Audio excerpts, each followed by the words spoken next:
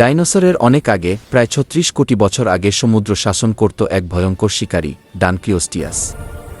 এটি ছিল এক বিশালাকার মাছ, দৈর্ঘ্যে প্রায় ১০ মিটার আর ওজনে ৪ টনেরও বেশি। এর মাথা আর বুক ছিল মোটা হাড়ের বর্মে ঢাকা, যেন পানির নিচে ভাসমান এক যুদ্ধ ট্যাঙ্ক। আধুনিক হাঙরের মতো দাঁত ছিল না এর। পরিবর্তে ধারালো হাড়ের প্লেট তৈরি করেছিল বিশাল কাঁচির মতো চোয়াল।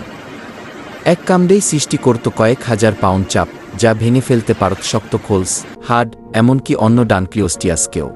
ডানক্লিওস্টিয়াস ছিল সত্যিকারের সমুদ্রের সম্রাট। শিকার করত সাজোয়া মাছ, প্রাগৈতিহাসিক ঝিনুকজাতীয় প্রাণী, আর যে কোনো প্রাণী যেটি দুর্বল মনে হতো। এর চোয়াল খুলে বন্ধ হতে পারত এক ঝলকে, শূন্যচাপ তৈরি করে মুহূর্তে টেনে নিত শিকার। কিন্তু এই অজেয় শিকারীও টিকতে পারেনি। ডেভোনিয়ান যুগের শেষে এক ভয়াবহ বিলুপ্তি ঘটনায় হারিয়ে যায় এই সামুদ্রিক দৈত্য। আজ আমরা শুধু এর জীবাশ্ম পাই, বিশেষ করে মাথা আর বর্মের অংশ। সেখান থেকেই আমরা জানতে পারি সমুদ্রের অতীত রাজা কেমন ছিল, শক্তি, গতি আর ভয়ের প্রতীক ডানক্লিওস্টিয়াস কি।